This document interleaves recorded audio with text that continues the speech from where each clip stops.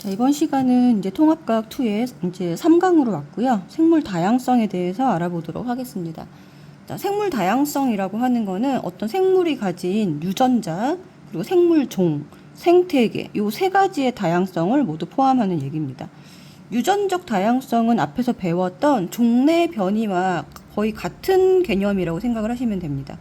자, 종 내에서 이렇게 유전적으로 다양해서 다양한 형질적인 변이가 나타나는 것을 유전적 다양성이라고 보는 거고요. 종 다양성은 이렇게 어떤 한 지역 내에 종이 다양한 겁니다. 뱀이나 호랑이, 매, 아니면 다람쥐 이런 식으로 각각의 여러 종들이 다양하게 있는 것을 말하고요. 자, 여러 종의 집단, 그리고 이런 종들이 균등하게 분포하고 있을수록 종 다양성이 높다라고 보시면 되겠습니다. 생태계 다양성은 여기 산, 숲, 초원, 강처럼 이런 서식지의 다양성 또는 환경의 다양성을 얘기를 하는 거라고 보시면 됩니다. 자, 하나하나 살펴보면은 유전적 다양성 한 종 내에서 형질의 다양성, 즉 변이를 말한다고 얘기를 했죠. 그래서 다양한 형질이 나타난다. 하나의 형질을 결정하는 유전자가 다양할수록 변이가 다양하고 다양성이 높다. 예를 들면 이제 바지락 껍질의 무늬라든가 아니면 나비 날개 무늬라든가 이런 별 불가사리의 무늬와 색깔 이런 것들 전부 다 유전적 다양성에 들어가게 되겠습니다. 유전적 다양성이 이제 중요하게 인식된 사건이 몇 가지가 있는데 가장 중요한 사건이 바로 아일랜드 대기근이고요. 아일랜드 사람들은 감자를 이제 주식으로 해서 살아가고 있는데 요거를 대량 생산하기 위해서 단일화해서 키우고 있었습니다.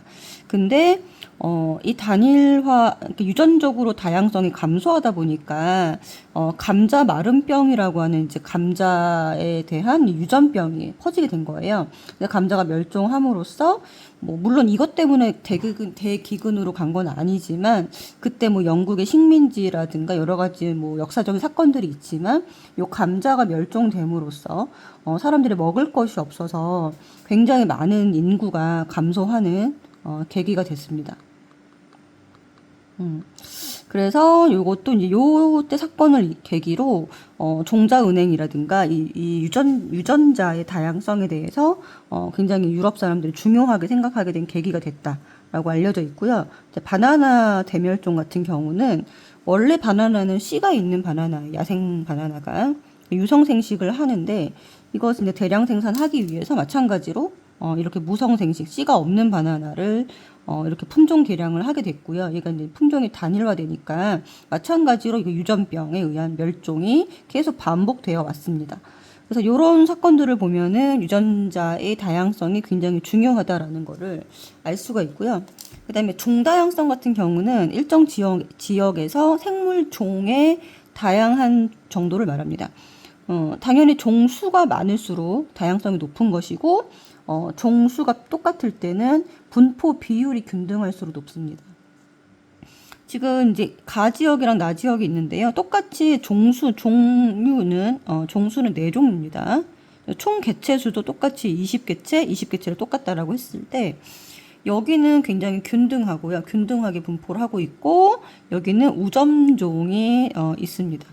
우점종이 분포하고 있다. 우점은 어떤 한 종이 특히 이제 숫자가 많은 걸 말하거든요. 자, 그래서 이런 경우에는 종 다양성이 높은 정도를 비교하라라고 했을 때, 개체수 종수가 같을 때는 균등할수록, 그러니까 가 지역이 나 지역보다는 종 다양성이 높은 것이고,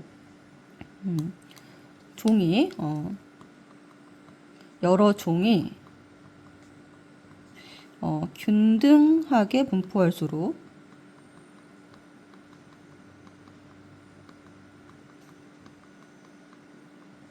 종 다양성이 높다라고 답을 써주시면 되겠습니다.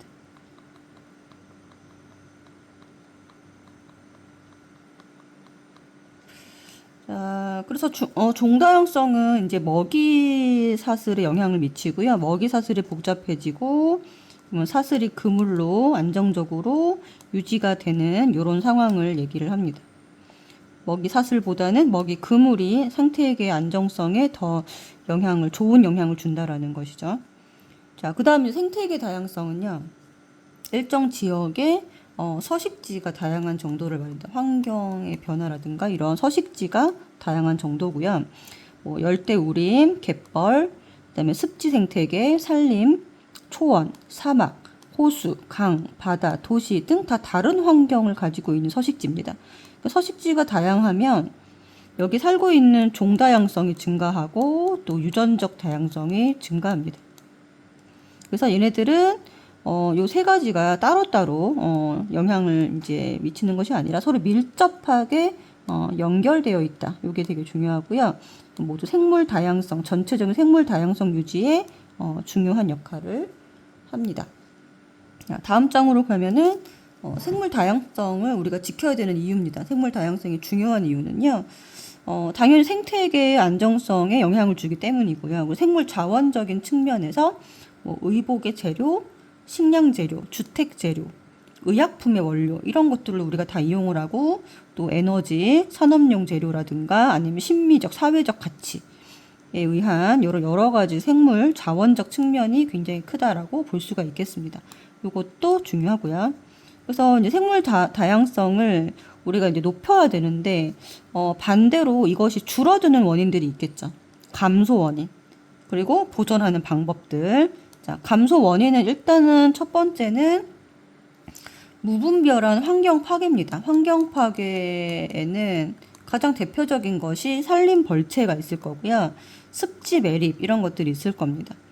그러면 여기 살고 있던 생물들의 다양성이 줄어들겠죠. 자, 그다음에 두 번째가 단편화라고 하는 건데요. 단편화는 이제 서식지가 이렇게 분할되는 걸 말합니다. 그래서 서식지 면적이 줄어들고요. 살고 있는 이제 생물, 특히 이제 내부에 살고 있는 안쪽에 살고 있는 생물들이 이동이 제한이 되고 로드킬의 가능성이 증가해서 멸종 위험성이 증가합니다. 그래서 이제 조사를 해보면 가장자리의 면적은 오히려 조금 약간 넓어지고요. 중앙의 면적이 좁아집니다. 그래서 중앙에 사는 생물종이 더 큰 영향을 받고 특히나 조금 넓은 면적에 적응하여 살아가는 생물들이 더 큰 스트레스를 받고 그 멸종률이 더 크다라고 알려져 있습니다. 그리고 또 서식지가 단절되면 이동을 제한시키기 때문에 얘네들이 뭐 좀 교배율이라 그러죠. 번식률 이런 것들이 낮아지게 되고요. 고립이 되기 때문에 생물종 개체수가 감소하는 이런 데 영향을 줍니다. 자, 그다음에 불법 포획과 남획. 불법 포획은 이제 잡으면 안 되는 보호종이라든가 이런 것들을 잡는 거를 말을 하는 거고요. 남획은 보호종을 잡는 거고 남획은 무슨 뜻이냐면 금어기에 뭐 물고기를 잡는다거나 물고기 포획을 한다거나 아니면 치어까지 잡는 경우, 그러니까 지금 어린 물고기까지 잡는 경우 이런 것들을 남획이라고 표현을 합니다. 자, 그래서 이때 개체수가 급격하게 감소하게 되고 멸종 위험이 증가하게 되고요. 네 번째는 외래종이죠, 그렇죠? 외래종의 유입입니다. 유입. 그래서 이제 대표적인 게 뉴트리아가 이제 설치류입니다. 얘는 설치류 약간 쥐처럼 엄청 큰 대형 설치류고요. 그다음에 가시박, 이건 식물인데 굉장히 이제 번식이 빠르다는 거죠. 번식이 빨라서 주변에 있는 식물들이 자랄 수 없을 정도로 광합성을 할 수 없을 정도로 빠르게 뒤덮어서 다른 생물들의 생장을 방해하는 애가 가시박이고요. 이제 블루길은 이제 물고기입니다. 어류입니다. 그래서 어류 생태계에 영향을 줍니다. 그래서 얘네들이 이제 토종 생물들의 서식지를 차지하거나 생존에 위협을 한다. 이렇게 기억하시면 되고요. 그다음에 환경 오염은 당연히 이제 뭐 대기 오염으로 인한 산성비라든가 아니면 중금속, 화학물질 중금속들이 토양 하천으로 유입되는 경우에 이런 여러 가지 영향을 주게 되겠죠. 안 좋은 영향을 주는 거를 얘기를 합니다. 첫 번째 이제 환경 파괴, 단편화 이런 거, 그다음에 외래종, 환경오염 이런 것들 좀 다 기억을 하고 계셔야 되고, 특히 이제 단편화 같은 경우 단독적으로 문제가 잘 나옵니다. 단편화가. 그러면 우리가 생물 다양성 보존을 위한 노력은 어떤 것들이 있느냐? 개인적인 노력에는 이제 다 보면 세 가지 다 환경 보호랑 관련된 거죠. 그렇죠? 환경을 보호하는 개인적인 노력들이 있을 것이고, 사회 국가적인 노력에는 개인이 하기 어려운 것들입니다. 이런 것들 이제 그 시설물 같은 걸 설치한다거나 생태 통로 설치하는 거, 이건 단편화를 극복하는 사례가 될 것이고요. 생태 통로는 단편화에 대한 이제 해결책이라고 볼 수 있을 것이고, 그 다음에 다양성 관련 법을 제정하는 거고요. 국립공원 이제 보호구역 같은 거를 지정하는 것이고, 야생동물 관리에 대한 법률, 멸종 위기종 복원 또는 관리, 그다음에 검역 강화, 검역을 강화해서 이제 외래종이 들어오는 걸 막는 거죠. 그리고 환경오염 방지 대책, 이런 것들은 전부 다 사회 국가적으로 하는 것들이고요. 그다음에 국제적인 노력에는 협약을 체결하는 겁니다.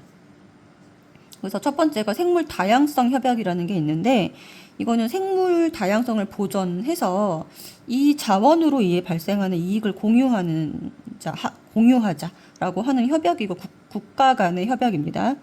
그다음에 람사리 협약은 물새 서식지로 중요한 습지를 보호하는 거예요. 우리나라 같은 경우 우포늪이 여기 람사리 협약에 가입이 되어 있습니다. 이거 습지죠, 그렇죠? 그다음에 CITES, 이거는 이제 멸종위기 야생동물종에 대한 국제 거래에 관한 협약입니다. 그래서 이 멸종위기종 불법적인 국제 거래를 규제하자라고 하는 협약이 CITES고요. CMS라고 해서 이동성 야생동물종, 특히 우리나라 같은 경우 철새가 지나가는 나라이기 때문에 철새에 대한 협약이고, 이제 서식지 보존하는 거에 의무적으로 이거를 지키게 되어 있습니다. 철새들이 서식하는 지역을 보존하게끔 이렇게 협약에 가입이 되어 있고요. 우리나라 요거 4개 다 가입이 되어 있습니다.